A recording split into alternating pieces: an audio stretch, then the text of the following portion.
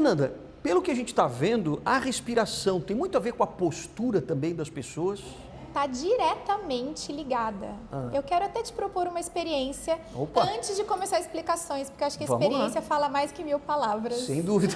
Vamos lá. Chega mais na pontinha da cadeira. Chega mais aqui na Eu vou pedir que o pessoal de casa que está nos assistindo faça essa experiência também. Maravilha, você de casa também, prepara. Então, vamos lá. quando nós temos uma postura alinhada, nós vamos ter uma determinada movimentação do tronco, mas eu vou colocar vocês na restrição da respiração. Como que ela é? Você vai abaixar o seu peito, fechar o externo, que é esse ossinho aqui do meio, e vai fechar um pouquinho os ombros. Fechou um pouquinho os ombros. E eu quero que todos vocês respirem umas 6 respirações assim.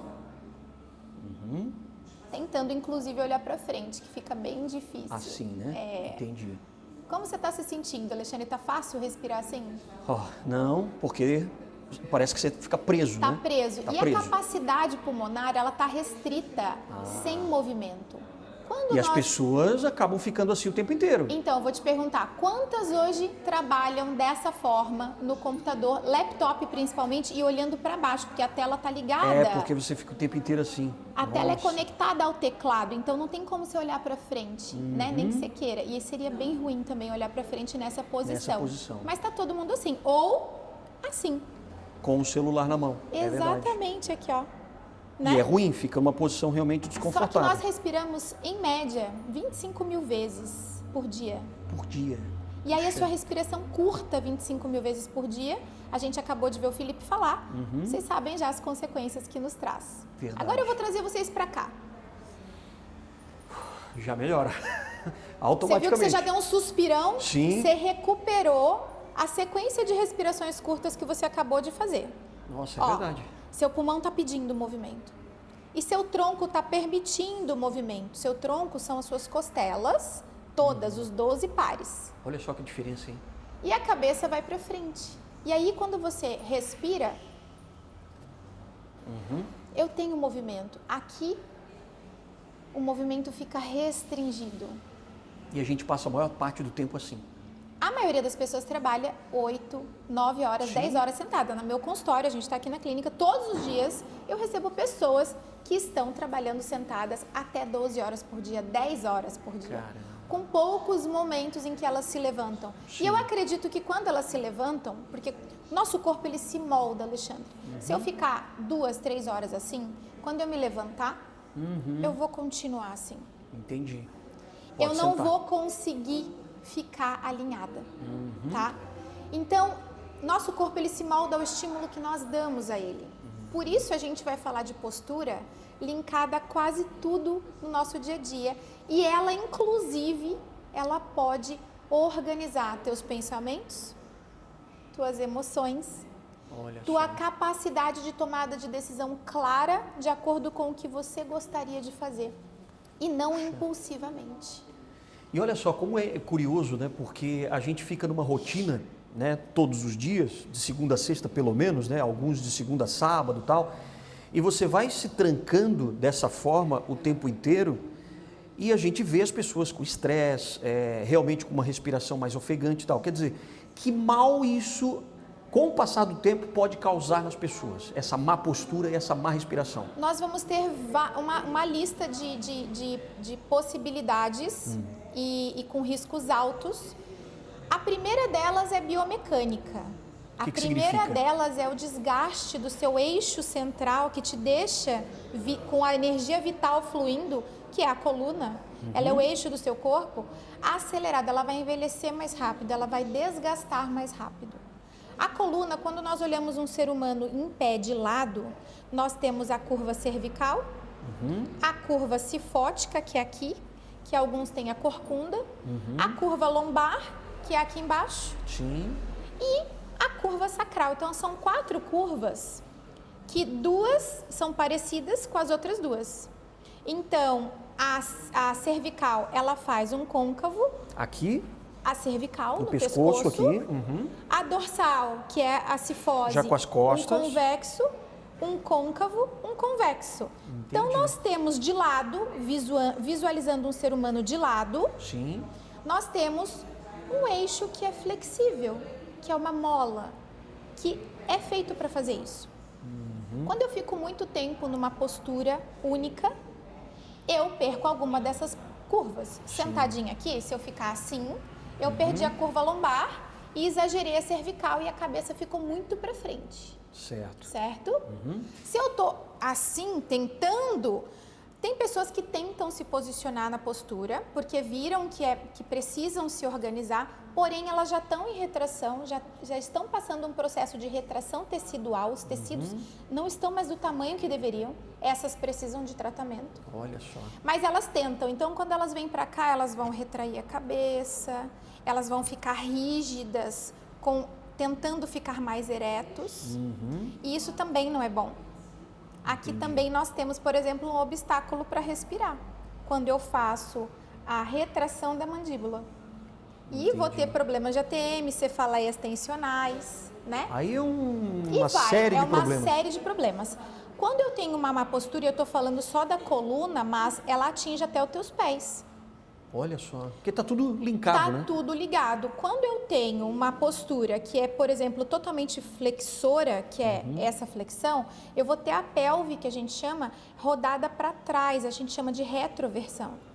E aí eu vou ter uma sobrecarga em joelhos. Se eu quiser começar a correr de hoje para amanhã para ficar saudável, há grandes chances de eu lesionar os meus joelhos. Claro. Então, é toda uma consequência em cadeia, né? Do ponto de vista biomecânico, quando a gente fala em postura. Por isso que quando as pessoas aí vêm para cá, por exemplo, o Instituto Valens, né? As pessoas já vêm, claro, com vários problemas de postura, de respiração e tal. Qual é o primeiro passo para a pessoa sair disso? Ou tentar melhorar? Nós temos duas formas com que o paciente chega na nossa empresa, né? Nós temos o trabalho da fisioterapia na doença e temos o trabalho da fisioterapia na saúde. Certo. São dois pontos de vista bem diferentes. O que a gente vive hoje e não deveria viver é o da doença. Não é o que eu gostaria de trabalhar, mas eu sei recuperar você e as pessoas de uma lesão ou de uma má postura que já está instalada com consequências, com danos que são doenças, né? Hérnias, dores, contraturas, retrações, isso tudo já está instalado no ser humano.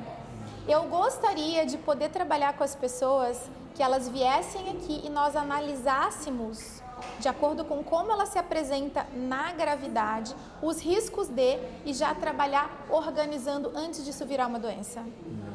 Entendi. Mas a cultura é que você vem nos procurar depois que você já está no fundo do poço. É verdade. E é pior, tem pessoas que passam pela primeira crise de dor, travam, tomam só medicação, só que vamos pensar um pouquinho. Nós precisamos pensar nisso. Eu travei a coluna, fui botar o sapato, é o mais comum, e não consegui voltar. Não volta mais, está travado. Tem gente que fica com uma crise dessa por até uma semana medicado e a dor não passa nem com medicação. Mas, para você não conseguir ter a capacidade, o corpo humano, ele é articulado. Sim. Ele foi feito para o movimento, ele foi feito para eu fazer isso e isso. Se eu não conseguir ter essa capacidade, algo em mim está desorganizado. Sim. E aí o ser humano passa por essa crise, mas a medicação tirou ele da dor, ele faz o quê? Nada. Ele volta a fazer o que ele sempre fez. Você concorda que se você fizer o que você sempre fez, esse travamento vai acontecer de novo? Sem dúvida. Não dá para fazer uma coisa diferente e esperar um resultado diferente. Exatamente, né? A gente já tem essa frase que é clichê, mas é o lema da minha empresa. Para você ter novos resultados, você já vai ter que fazer outras coisas. E não está relacionado a vir aqui, fazer o tratamento e voltar para a vida que você tinha. Está relacionado à mudança de estilo de vida. E a manter esse novo estilo de vida, né? E essa manutenção, ela é totalmente possível. Nós conseguimos manter. Por quê? Porque a gente vai introduzindo essa mudança aos poucos na vida do paciente, com conscientização e educação. Mas olha como é importante as pessoas saberem disso antes de realmente ficarem ruins, porque a gente vai atropelando o dia a dia, vai só assimilando aquilo tudo que a gente precisa fazer e não tem informação, nem em escola, nem em lugar nenhum, para poder realmente ter uma postura sempre muito adequada para não chegar a ter esses problemas que você relatou, né? Exatamente. Então, quando a gente pensa em educação física, que a gente tem os nossos pequenininhos na escola, sim, na minha visão, que essa cultura deveria mudar, que você deveria evitar a doença, né, e não trabalhar na doença. Nós falamos que nós somos da área da saúde, mas não, nós somos da área da doença. Verdade. Porque a gente resolve quando a doença aparece. A educação física, ela deveria ter isso na grade dela, de acordo com idade, capacidade cognitiva de assimilar o que é isso, desde criança. Porque você ia se tornar um adulto educado e consciente do seu corpo. Claro, porque eu lembro que na educação física a gente só vai pelos esportes, né? Exato. Às vezes é o futebol, é o vôlei, handebol, basquete, e não tem esse tipo de educação. E talvez eu seja apedrejada, porque eu vou te falar aqui agora, mas eu vou falar. Porque eu acho que quando a gente tem coragem de dizer o que a gente pensa, a gente pode trazer consciência, nós podemos trazer consciência para as pessoas. Com certeza. Esportes não são saudáveis. Olha só, disruptivo agora. Opa! Só que do ponto de vista do movimento humano. Sim. Tá? Eles têm um monte de benefícios. Você trabalha competição, você trabalha esse espírito de equipe. Eu não estou desvalidando o treinamento emocional, mental, disciplina, nada disso do esporte. Mas do ponto de vista biomecânico, nenhum esporte é saudável. Eu fico imaginando o atletismo, ou quando a pessoa corre muito, ela vai ter problemas, né? No joelho, no pé. Inevitavelmente. O primeiro maratonista da história da maratona morreu quando fez 42 quilômetros. Caramba, é verdade. Tá? Então, é porque nós queremos sempre ultrapassar nossas capacidades. O limite, né? O limite. E não é para todo mundo, é para alguns. Por isso, só alguns têm o primeiro lugar. Eu acho essa filosofia de ultrapassar os limites tão injusta, eu acho que isso devia ser revisto. Porque, veja bem, vamos lá. Vamos pegar o LeBron James, basquete. Ele treina muito, mas ele nasceu para aquilo, você concorda comigo? Verdade. Assim, tem alguns que realmente, como assim Michael Jordan. Ou se a gente pegar o Usain Bolt. Sim. Ou aquele nadador, o nome dele está aqui na ponta dele. Phelps. Ele nasceu para aquilo. Claro. Aí eu vou muito bem na natação e vou querer ultrapassar o Phelps. Essa jornada ninguém conta para vocês, mas eu atendo muitos atletas que acabam suas carreiras aos 18 anos. Porque querem ter um rendimento maior ainda e não conseguem. E o corpo deles não foi feito para passar aquele limite deles. Eles querem... eu tenho meu limite, você o seu, e todos, cada um tem o seu. E eu quero passar o limite do outro e não o meu próprio. Eu não quero vencer a mim mesmo e bater os meus recordes apenas. Eu quero bater o recorde do outro. Eu estou falando no sentido competição esportiva profissional. Entendi. E o quão isso é danoso fisicamente. Se esporte fosse saudável como competição, nós teríamos o pessoal da ginástica olímpica se aposentando com 80 anos. Eles se aposentam antes dos 30. A gente entende exatamente o ponto que você quer chegar. Porque o esporte, se for um esporte para te manter saudável, ele tem um limite, é isso? Cada um tem o seu. E tá tudo bem você gostar de jogar beach tênis, que agora é uma febre, você gostar de correr, que é uma febre. Verdade. Mas tem gente que não vai poder correr 42. E tem gente que vai. Por isso, ninguém conta pra vocês, mas tem um monte de gente lesionada que estava treinando para 42 e nunca chegou nos 42 e não vai chegar, porque já tá com cirurgia no joelho. Claro. Entender esse limite de cada um é que é o nosso segredo, que ninguém tem ainda. Nós não temos essa resposta na ciência, mas a gente consegue ter alguns parâmetros de ir analisando. Olha, tá treinando aqui, lesão, lesão, lesão. Ajustou a biomecânica, ainda tá com lesão. O papel do fisioterapeuta é minimizar risco nesse lugar. Entendi. Mas as pessoas comuns estão aqui para viver a vida. Você não precisa ficar pensando em vou aumentar meu pace para ficar igual ao do fulano. Você gosta de correr, vai correr e faz com que essa corrida seja prazerosa. Você gosta de jogar beach tênis, basquete, vai jogar. Faça com que esse momento seja prazeroso, treina 2 vezes por semana e fica no seu. Se você não vai ser atleta profissional e ganhar dinheiro para correr o risco de se lesionar, não vale a pena. Claro. Entende? Eu tenho até um exemplo. Eu fiquei fazendo um programa chamado Caminhos da Natureza durante 10 anos. E no último ano eu só fazia trilhas. Trilhas e trilhas e trilhas.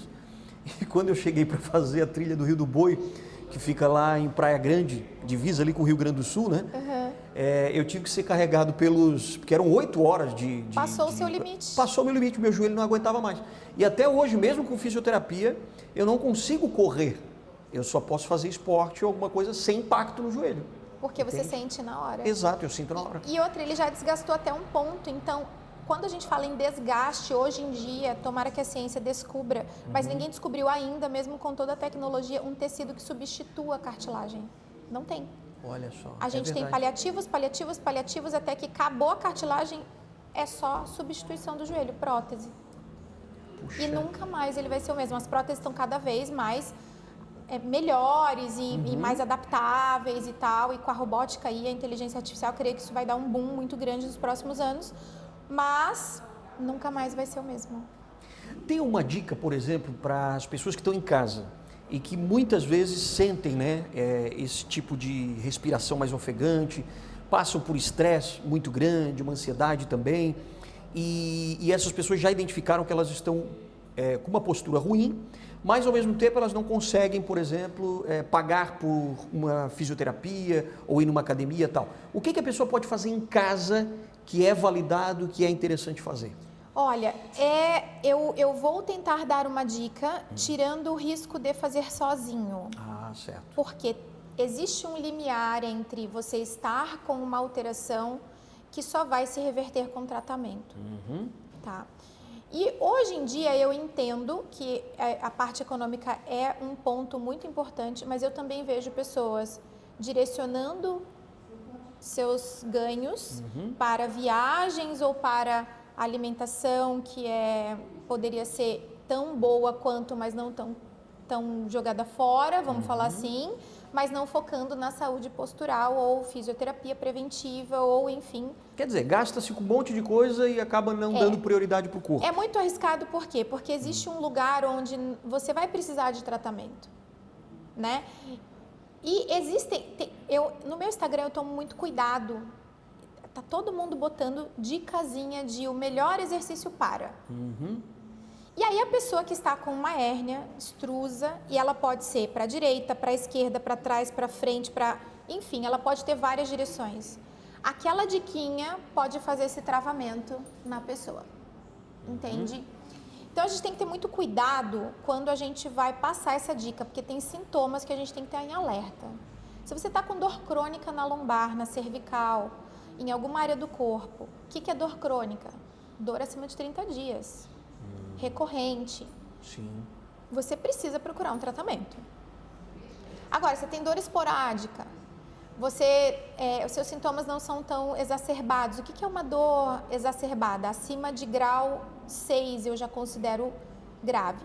A gente tem uma escala analógica de dor, que é de 0 a 10. Certo. 10 é a dor insuportável, é a dor que te impede de caminhar, de se mover, né? Tem que ir para o hospital. E 0 é nenhuma. Certo. Então, a escala de 0 até 6, 6 para cima, 5 para cima já é grave, 6 você tem que ficar muito alerta, né? E é uma dor intermitente diária, algo tá ali incomodando, que daqui a pouco vai explodir. Então, o que a gente tem que pensar? Eu posso dar uma dica aqui para todo mundo? Eu posso, mas não é para todo mundo. Entendi. Entende?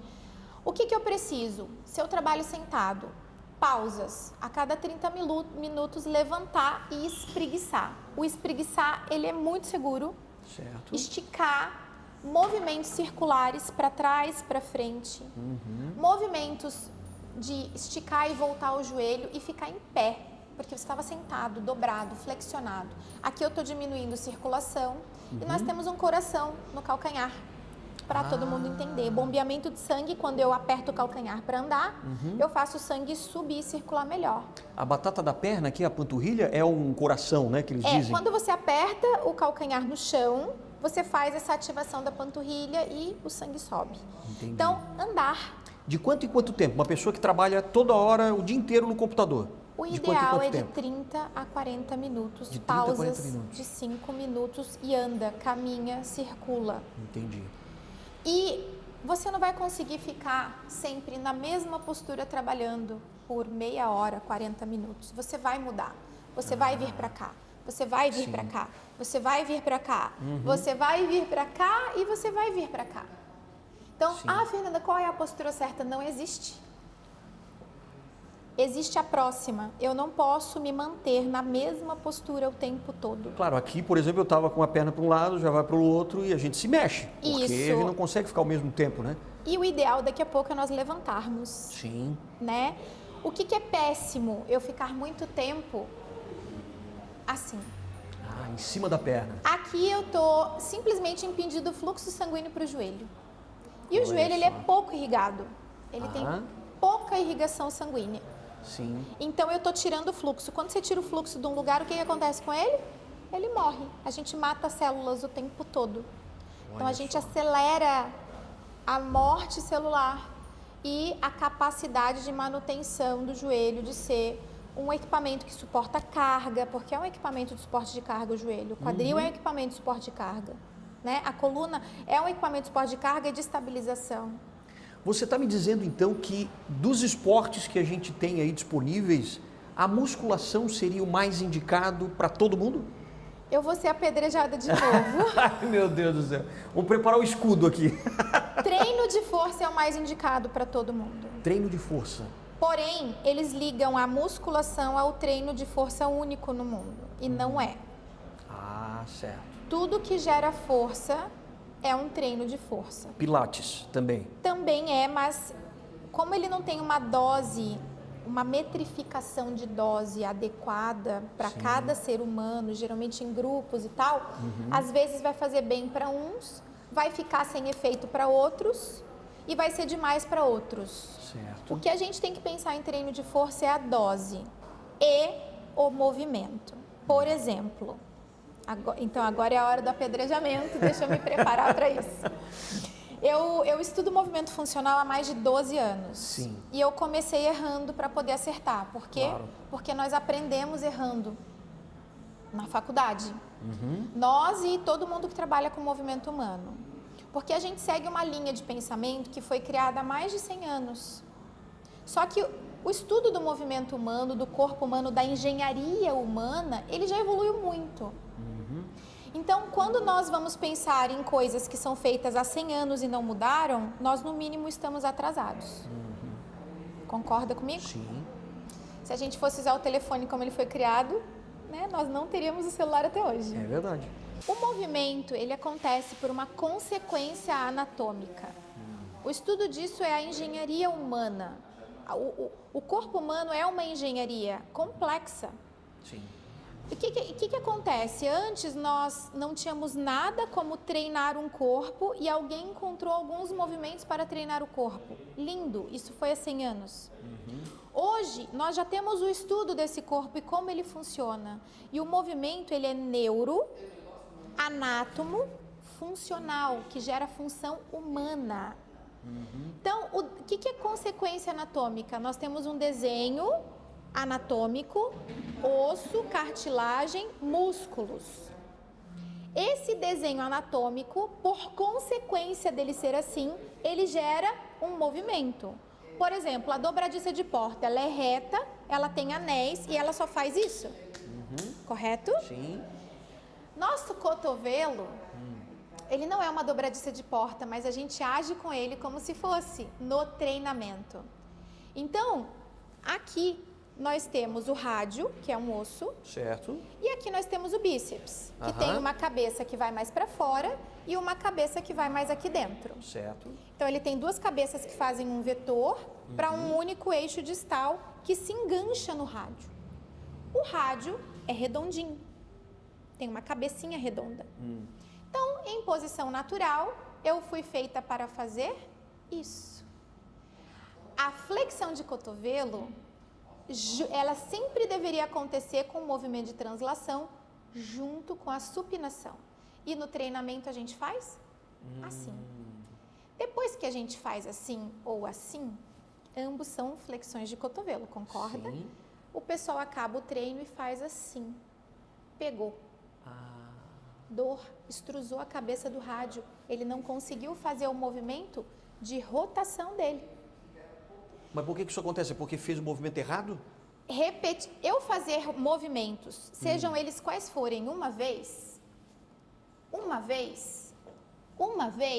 não é um problema. Agora eu fazer 50 sim. é o problema. Várias Ali vem os sequências. desgastes. Eu impedir o movimento de acontecer como uma consequência anatômica repetidas vezes numa mesma sequência. A sobrecarga é somatória. Ela, na primeira repetição, soma-se a segunda, soma-se a terceira, soma-se a quarta e não tem a recuperação. Entendi. Então, por exemplo, a flexão de cotovelo deveria ser feita acompanhada sempre de supinação, que é um movimento que o ser humano fez. Nós somos os únicos seres humanos que pegam o alimento. Nós somos um dos poucos seres que pega o alimento e leva para a boca. Supinação, se diz, é esse movimento aqui. Supinação é trazer a palma da mão para cima. Para cima. Esse giro é supino. Por isso que deu supino. Isso, Entendi. e esse giro é prono. Só que a gente não foi feito para fazer supino sozinho e nem prono sozinho. E prono com flexão de cotovelo é completamente anti-anatômico, anti-biomecânico. A gente consegue fazer? Nós nos adaptamos a fazer? Com consequências. O ombro sofre com essa questão, o bíceps está lá no ombro. Mas em que situação do dia a dia você acha que a gente faz isso e acaba sendo errado? Então, quando você me perguntou, a pergunta anterior era sobre o ponto de vista de treinamento de força. Tá. Treinamento na academia. Então, eu estou dizendo que treino de força é o ideal para o que nós estamos falando, para a manutenção postural, porém, respeitando a biomecânica funcional. O maior número de lesões de síndrome do impacto que eu atendo do ombro, todos os dias, todas as semanas no meu consultório tem pelo menos, todos os dias um paciente com síndrome do impacto. Acabei de receber uma mensagem no celular agora às 7 da manhã. Olha só. Vem deste movimento, repetido com carga. Todos sabem o nome desse movimento. O que eu estou fazendo aqui? Eu estou rodando internamente, mantendo uma abdução e trazendo uma abdução horizontal. São nomes técnicos. Aquele supino, né? O que eu fiz? Eu trouxe o acrômio para frente e trouxe o húmero, que tem uma ponta de osso aqui, que é uma tuberosidade, para dentro. Ambos vão se encontrar aqui e espremer, impactar. Mas tem um movimento correto? Tem um movimento melhor? Sim, eu girar seria melhor. Mas o supino é para fortalecer quem? O peito. Peito. Sinto. O peitoral nasce aqui, ele nasce aqui dentro do ombro e finaliza aqui, no meio do peito. Então, se eu rodar para baixo, eu não estou na melhor comprimento para gerar força, porque força é comprimento versus tensão, geração de força. Se eu girar para fora, eu deixo ele no comprimento mais ideal, evito o impacto, e o que ele faz? Ele faz só isso. Então, fortalecer o peitoral compete a fazer isso, em vários ângulos. Seria o crucifixo. Em vários ângulos. Entendi. Agora, eu fazer isso com rotação interna, e tem gente que ainda tem um cacoete de trazer toda a escápula para cima e para frente, eu deixo o acrômio cada vez mais inclinado anterior e o húmero cada vez mais rodado para dentro e faço um impacto de ossos. Só que entre um osso e outro tem tecidos, tendões, bursas, ligamentos que são espremidos repetidamente, repetidamente, repetidamente. E aí, sim, só de eu fazer aqui, eu já senti. Mas então o ideal seria você fazer um exercício desse de crucifixo alternado com o Eu não alternaria supino? nunca, eu não faria mais nada com barra que limita. Não existe nenhum movimento biomecanicamente funcional que aconteça em um único plano e um único eixo. Isso não é a Fernanda que está falando, é biomecânica. Olha só. Todos os movimentos humanos são feitos com planos e eixos em 3 dimensões. E o movimento de translação ou de torção acontece em todos. Para caminhar, a flexo-extensão do joelho não é flexo-extensão, ela é flexo-extensão com torção. Gira e volta no mesmo eixo. Então, se eu impeço o movimento de translação, eu diminuo o torque, que é a facilitação do movimento, diminuição de sobrecarga de todos os movimentos. Então, todo o movimento do corpo precisaria acontecer com o movimento de translação. Giro. Até 90 graus, rotação externa até aqui. Acima de 90 graus do ombro, rotação mais externa ainda para subir, para eu tirar os empecilhos biomecânicos ósseos. Então o ideal seria ter nas academias sempre essa questão funcional de biomecânica. Só que isso é uma coisa que está em pauta, está acessível, mas as pessoas não estão olhando para isso. Isso não é novo, tá? Entendi. Os estudos biomecânicos já têm um histórico de evolução e tem atuais, muito recentes, falando sobre impactos, sobre como gerar melhor movimentos, porém as pessoas estão presas em, mas isso é feito há 100 anos, então eu vou continuar fazendo. Então é melhor fechar um pouquinho. O melhor é você ter movimentos que têm 3 planos e 3 eixos, respeitando a biomecânica humana. Quando você pensa em treinamento, que é repetição com carga, se eu falar, eu vou fazer isso uma vez não vai me machucar se eu estou bem treinado e bem estabilizado, dependendo da quantidade da carga, que eu tenho um limite de carga também. Sim. Né? Mas nós não estamos, no geral, culturalmente olhando para isso, e é necessário, urgente, que a gente tenha um olhar funcional para o ser humano hoje. Agora, vamos um pouco mais além, porque você estava me contando antes até da gente começar a gravação sobre os problemas emocionais que a gente traz também em decorrência da postura, da má postura e da respiração. Olha que interessante, né? A gente já começou lá com o Felipe falando sobre estresse e, né, a respiração ligada a isso. Sim. Porém, nosso corpo, ele tem sensores, milhares, que são neurônios neurológicos, que são responsáveis por alerta de dano. É aquela sirene vermelha que acende. Sim. E quando eu estou, então, em postura de submissão, eu estou fora do controle, como eu falei no começo da entrevista. Sim. Se eu estou fora do controle, eu estou em perigo. Que é aquela pessoa submissa, né? Exato. Ela fica assim, então ela não está no controle da vida dela. Exato. E Entendi. quando eu estou aqui, eu recebo informações do nosso prumo, do nosso eixo. Tem dentro do ouvido esse eixo, tem dentro do cérebro e tem os sensores no corpo inteiro, informando que as tensões estão em equilíbrio. Essa informação passa pelos músculos profundos da coluna, que são os eretores espinais, ou chamados popularmente paravertebrais, que mandam informação para o nosso sistema nervoso central, dizendo, tá tudo ok, não tem tensões. Aqui tem tensão, aqui a cabeça tá baixa, o prumo tá mostrando, ela tá passando muito tempo em submissão. Até o som do microfone vai ficar diferente por causa disso. Tá em submissão. Então, essa postura é perigosa porque eu não estou no controle. E aí ativa o sistema límbico, Sim. que é o nosso sistema de luta ou fuga, que é o sistema que está ligado à hipófise, que é a pituitária. Então, quando ativa esse sistema, o nosso corpo vai falar assim, ele vai dar pânico. Quando você está se afogando, luta ou fuga, sobrevivência, Sim. você vai perder todo o seu controle, a única coisa que vai pensar é em se salvar. Claro. Você fica desesperado, você se bate, você até pode afogar a outra pessoa, porque você vai querer sobreviver. Sim. Vai ser inconsciente se afundar o outro para você subir. Entende? Então você não está no seu controle emocional. Você toma menos decisões adequadas com seus princípios e valores, pensadas de forma clara. Você não pensa de forma clara quando você não está na postura adequada. E mais, já é comprovado cientificamente que você tem mais pensamentos negativos quando você está em postura de submissão. Olha só. Quando a pessoa está tensa, por exemplo, dirigindo o carro e alguém fecha, tal, a pessoa fica com raiva. Ela já estava com raiva, porque veja, todos os bancos de carro são uma concha.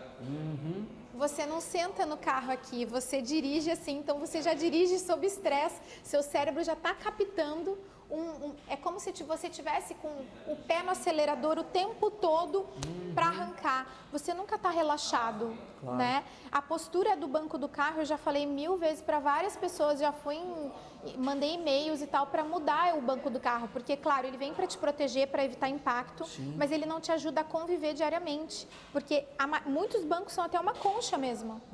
E isso é péssimo para o seu autocontrole. Para você ficar no autocontrole, porque você está com o sistema de sobrevivência o tempo todo ativado. É por isso que todo motorista acaba ficando com raiva e xinga todo mundo e buzina.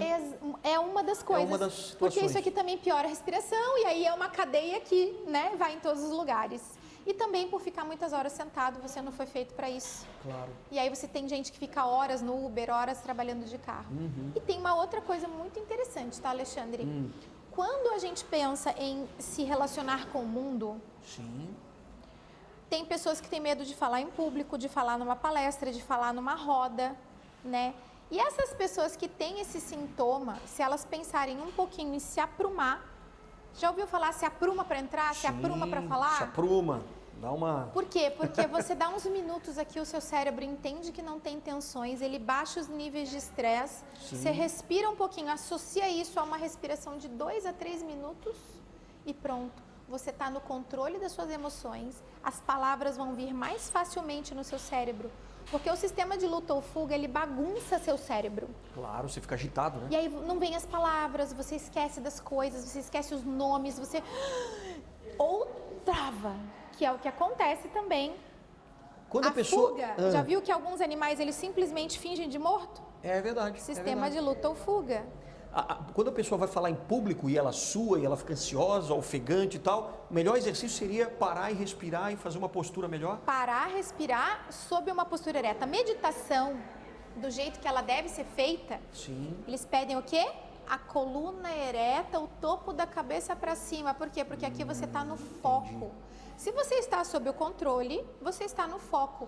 Então, produtividade no trabalho vem de postura adequada. Se você perdeu o foco, está exausto, pode perceber, você estava aqui já há algum tempo. É verdade. Aí você dá um pause, vem para cá. Faz as respirações, permitindo a expansão, não é só para a biomecânica, é para o seu cérebro captar que não tem tensões, aí ele volta você para o foco, você consegue se portar melhor. Você vai conseguir voltar para a produtividade.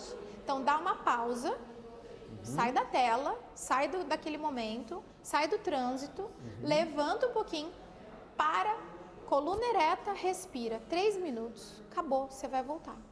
E eu te garanto isso porque eu dou esse protocolo para vários pacientes. Então, Fernanda, se a gente pudesse dar dicas rápidas para o pessoal se cuidar durante o dia a dia, porque a gente vê que realmente as pessoas precisam estar conscientes da sua postura e da sua respiração. É isso? É isso. Sentiu que está em postura flexora e que perdeu o foco no trabalho, olha para o corpo. Volta-se para si mesmo. Percebeu que está em fechamento, abre, expande. Está muito tempo sentado, levanta. E sempre que você puder, coluna ereta, 2, 3 minutos de respiração, expandindo em 3 dimensões o seu tórax. De preferência, você pode fazer uma coerente, que é 6 tempos de inspiração, 1, 2, 3, 4, 5, 6 e 6 de expiração. Se você fizer isso por 3 minutos, faça a experiência e depois me conta. Eu tenho certeza que você vai mudar o seu estado daquele momento para um outro estado. Se está estressado, vai diminuir. Se está sem foco, vai voltar a ter um pouco de foco. Se você está com dor, a dor vai diminuir bastante a sensibilidade. E se você está tendo muita crise, está tendo dor constante, você precisa procurar um profissional, fisioterapeuta, especialista em postura, ou que faça uma consulta inicial e te gere um diagnóstico do seu corpo para você tratar. Que legal. Fernanda, quero te agradecer muito, parabéns pelo teu trabalho. Espero que a gente tenha aí cutucado a consciência de todo mundo, né, para realmente pensar um pouco mais no nosso corpo, que é o único meio que a gente tem para se locomover, para trabalhar e para ter prazer também, né? É o nosso meio de transporte na Terra. É verdade. Sem ele, você não vai viver aqui. E tem que prezar por ele, né? Eu que quero agradecer. Imagina. A visita, o convite, eu espero ter ajudado a população, eu espero que aqui eu tenha levado para vocês algo que vai fazer diferença na vida de vocês e que seu programa prospere sempre para ajudar todo mundo, porque nós estamos vivendo aí momentos bem desafiadores. É verdade. E que nós, em coletivo, possamos nos reerguer enquanto, espécie humana, parceiros de vida, todos nós, porque todos somos um. Isso é real. É verdade. E a gente sempre tem que pensar na solução, né? Exatamente. Do problema. Pensem na solução. Obrigado, querida. Valeu.